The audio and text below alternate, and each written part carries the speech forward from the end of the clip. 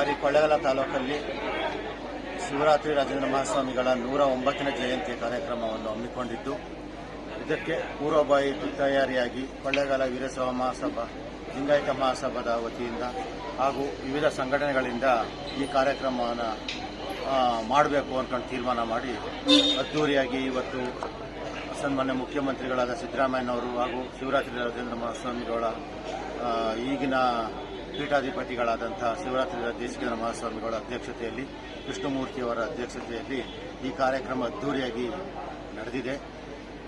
ಇದಕ್ಕೆ ಸಹಕರಿಸಿದಂಥ ವಿವಿಧ ಸಂಘಟನೆಗಳು ಹಾಗೂ ತಾಲೂಕಿನ ಎಲ್ಲ ವೀರಶೈವ ಸಮಾಜದ ಬಂಧುಗಳು, ವಿವಿಧ ಜನಾಂಗದ ಮುಖಂಡರುಗಳು, ನಾಯಕರುಗಳಿಗೂ ಧನ್ಯವಾದಗಳನ್ನು ತಿಳಿಸುತ್ತಾ ಈ ದಿನದ ಅದ್ದೂರಿ ಶಿವರಾತ್ರಿ ರಾಜೇಂದ್ರ ಮಹಾಸ್ವಾಮಿಗಳ ಕಾರ್ಯಕ್ರಮ ನಡೆಸಿಕೊಟ್ಟಂಥ ಸರ್ವರಿಗೂ ಸಹ ತುಂಬು ಹೃದಯದ ಧನ್ಯವಾದಗಳನ್ನು ಅರ್ಪಿಸುತ್ತೇನೆ.